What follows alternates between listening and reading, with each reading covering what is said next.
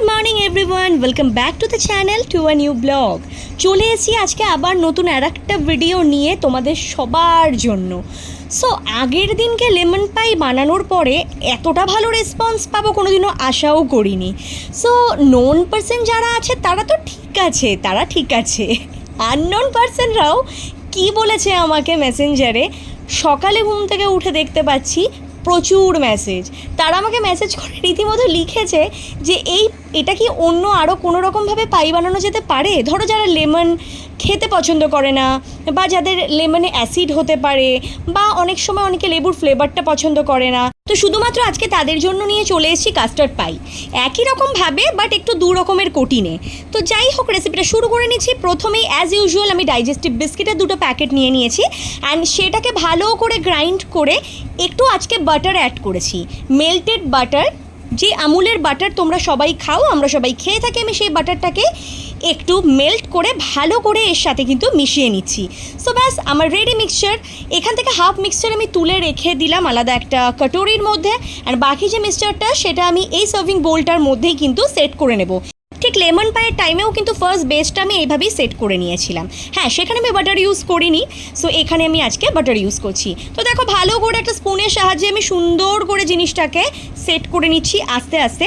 And এবার আমাদের first coating, প্রথমেই আমুলের যে মিঠাই মেড রয়েছে মানে কনডেন্স মিল্ক, সেটা আমি পুরো একটা কন্টেনার দিয়ে দিয়েছি, জাস্ট একটু রয়েছে নিচে। অ্যান্ড আমুলের ফ্রেশ ক্রিমটা আমি হাফ নিয়েছিলাম, নিয়ে এটাকে ভালো করে এবার একটু মিক্স করে নেব।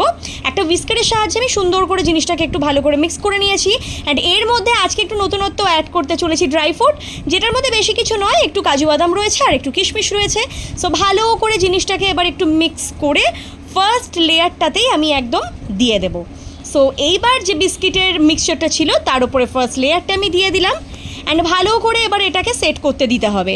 সো স্পুনের সাহায্যে জিনিসটাকে এদিক ওদিকে সুন্দর করে সেট করে এটাকে মোটামুটি আমি 3 ঘন্টা মতো ফ্রিজে রেখে দেবো। তোমরা চাইলে আরও বেশিক্ষণ রেখে দিতে পারো। সো মোটামুটি এটাকে আমি কিন্তু রেখে দিয়েছিলাম 3 আওয়ার্স।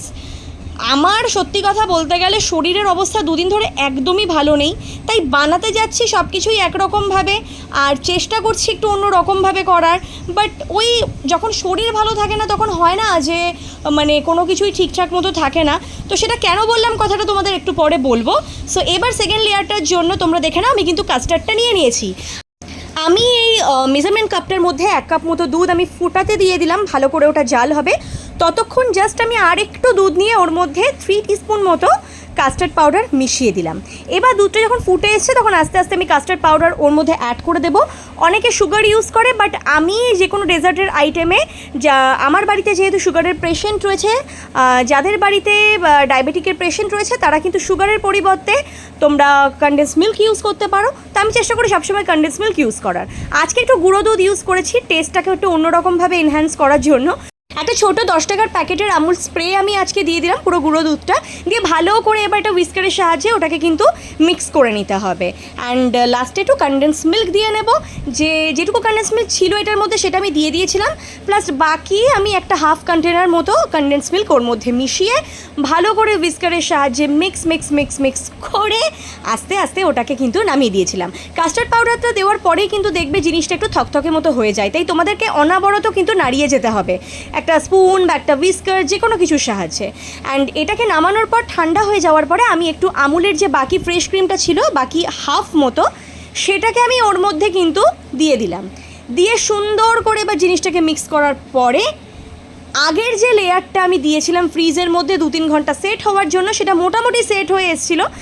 আরও 3-4 ঘন্টা লাগলে পুরোটাই সেট হয়ে যেত। তোমরা পারলে মোটামুটি 4-5 ঘন্টা সেট করো, ঠিক আছে। আমার একটু মনে হয়েছিল যে আর একটু সেট হলে ভালো হতো। যাই হোক, সেকেন্ড লেয়ারের কাস্টার্ডটাও আমি এর উপরে দিয়ে ওপর থেকে কিন্তু ভালো মতো জিনিসটাকে দেখো ফার্স্ট লেয়ারটার ওপরে সেট করে দিলাম। তো পুরো জিনিসটাই ডিপেন্ড করবে সেট করার ওপরে। যে কোনো পাই বা যে কোনো কাস্টার্ড বা যে কোনো ধরনের ডেজার্ট এই ধরনের বানাতে গেলে সেটিংটার ওপরেই কিন্তু সব কিছু ডিপেন্ড করে।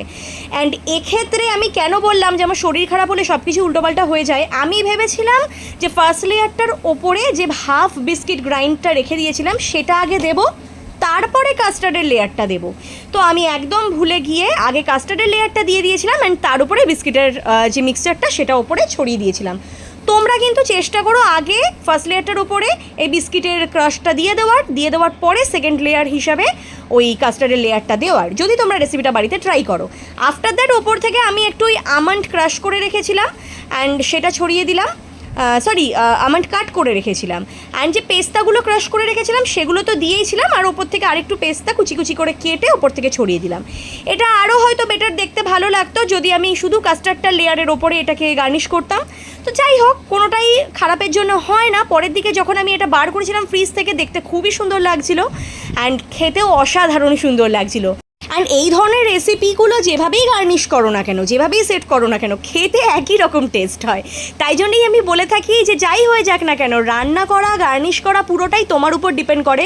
একটু যদি ভুলও হয়ে যায় তাতেও কোনো অসুবিধা নেই, পুরোটাই তো সব কিছুই যে নিয়ম মাফিক করতে হবে তার তো কোনো মানে নেই, তাই না? সো আমাদের আজকে রেডি হয়ে গেছে কাস্টার্ড পাই। যারা আগের দিনকে রিকোয়েস্ট করেছিলে যে আরেকটু অন্য ধরনের পাই রেসিপি দেওয়ার, তাদের জন্য আজকে এই সেকেন্ড লেয়ারের কাস্টার্ড পাই রেসিপিটা।